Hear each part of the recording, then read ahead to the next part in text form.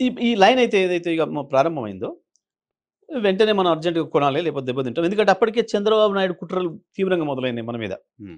విద్యుత్ విషయంలోనే ప్రత్యేకంగా. హ్మ్. ఆయనకు కూడా కిరణ్ లాగానే విద్యుత్ విషయంలో తెలంగాణను ఉక్కిరిబిక్కిరి చేసి, తెలంగాణను చీకట్లోకి నెట్టి, హ్మ్.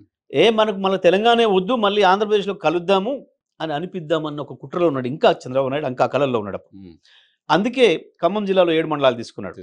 7 మండలాల మట్టి దుమ్ము ఏది లేదు. హ్మ్. ఆ 7 సీలేరు మండలాల పరిధిలో సీలేరు. సీలేరు పవర్ ప్రాజెక్ట్ ఉంది. హ్మ్. సంవత్సరానికి 300 పైగా రోజులు, హ్మ్. దాదాపు 365 రోజులు వాటర్ అవైలబిలిటీ ఉంటుంది. విద్యుత్ ఉత్పత్తి అయితది. అతి తక్కువ ఖర్చుతోనే అసలు వాస్తవం చెప్పాలంటే ఖర్చే లేకుండా. ఓకే. ఉద్యోగస్తుల ఖర్చు తప్ప ఇంకేం లేదు. హ్మ్. హ్మ్. దాని మీద కుట్ర చేసి ఆనాడు మోడీతోని మాట్లాడి ఆ 7 మండలాలు తీసుకుండు. ఒకటే తీసుకుంటే అనుమానం వస్తదని 7 తీసుకున్నాడు. హ్మ్. హ్మ్. ఆ కుట్రను మొన్న ఆయనే చెప్పిండు. చాలా సార్లు చెప్తున్నారు ఇప్పుడు. సక్సెస్‌గా చెప్తున్నారు దాన్ని.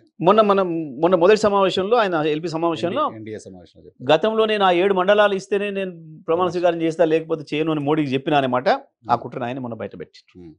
ఇక మనకి ఇవ్వాల్సిన కరెంటు మనకి ఏదైతే చట్ట ప్రకారం రీఆర్గనైజేషన్ యాక్ట్ ప్రకారం 53.96% మనకి ఇవ్వాలన్న విద్యుత్ అక్కడి నుంచి ఆంధ్రప్రదేశ్ రాష్ట్రం నుంచి హ్మ్.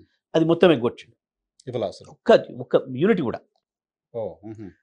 ఇంకొకటి అక్కడి నుంచి వేరే ప్రైవేట్ వాళ్ళ దగ్గర, హిందూజా వాళ్ళ దగ్గర, ఇతర వాళ్ళ దగ్గర విద్యుత్ ఉండే. సరే అదన్నా కొందాము అని చెప్పి కేసీఆర్ గారు వాళ్ళని సంప్రదిస్తే వాళ్ళని పిలిచి భయపెట్టిండు. తెలంగాణకు కరెంట్ ఇవ్వద్దు, మీరు అమ్మొద్దు ఓహ్! అని చెప్పి. హ్మ్. హుహు.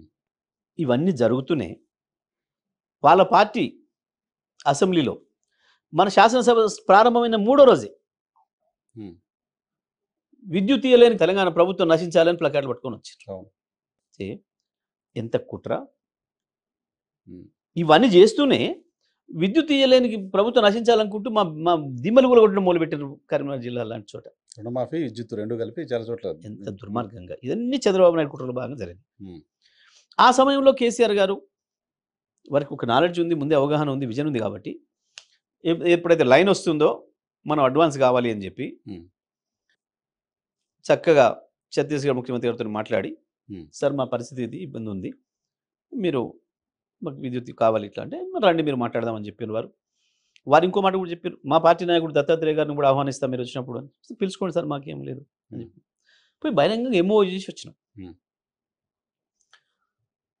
ఇక ఇక్కడే ఉంది విషయం. హ్మ్. హ్మ్.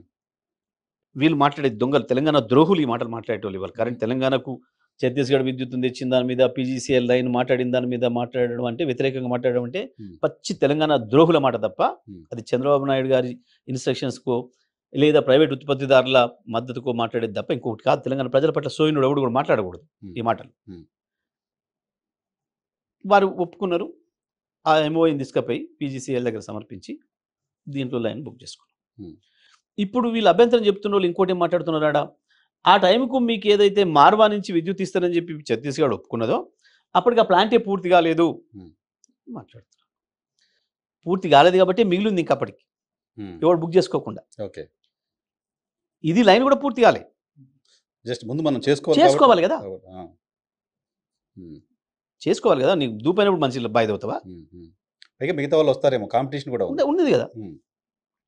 ఇంకొకటి కూడా వాళ్ళ మాట ఏం చెప్పారంటే, మీ పీజీసీఎల్ లైన్ పూర్తయ్యే వరకే మాది కూడా పూర్తి అయితది. మార్వాది కూడా హ్మ్. తీసుకోవచ్చు అని చెప్పి. ఇప్పుడు ఇది ఏ అక్షరం ఇందులో మేము చెప్పింది అబద్ధమైనా హ్మ్. రమణ్ సింగ్ గారిని అడగొచ్చు. హ్మ్. బీజేపీ ప్రభుత్వమే. మినిట్స్ ఉంటాయి కదా! ఆన్ ఉంటాయి కదా! రికార్డే కదా అంతా. ఉంటది కదా! హ్మ్. అక్కడికి కూడా దాన్ని ఎంత వీలైనంత తొందరగా పూర్తి చేయించాలని చెప్పి, అది మనది కాకపోయినా, హ్మ్. మన పార్టీలో ఉన్న ల్యాండ్ ఎక్విజిషన్ మిగతా అన్ని విషయాలలో మనం పూర్తి సహకరిస్తూ, హ్మ్. మహారాష్ట్రలో కూడా అప్పటికి విద్యాసాగర్ రావు గారు గవర్నర్‌గా ఉన్నారు. అవును. వారిని కూడా వాడుకొని, వారిని రిక్వెస్ట్ చేసుకొని, హ్మ్. ఇట్లా పలానా జిల్లాలలో పలానా ప్రాంతం నుంచి లైన్ వస్తుంది. కొద్దిగా స్పీడ్ కావాలి మన తెలంగాణకు హ్మ్. అని చెప్పి కేసీఆర్ గారు వారు రిక్వెస్ట్ చేస్తే, వారు ఆ జిల్లాలో ఉన్న అధికారులకు వాళ్ళకి చెప్పి, హ్మ్. ఆ లైన్ కూడా ఫాస్ట్‌గా పూర్తి చేయించే ప్రయత్నం చేశారు. హ్మ్. హ్మ్. ఆ లైన్ పూర్తయింది. విద్యుత్ కూడా ఆ తర్వాత చట్ట ప్రకారం సీఎండీలు ఏదైతే అది మార్చుకోవాలనో అది కూడా మార్చుకున్నారు, ఇచ్చిండ్రు. ఇది విషయం. దీని వ్యవహారం ఇది.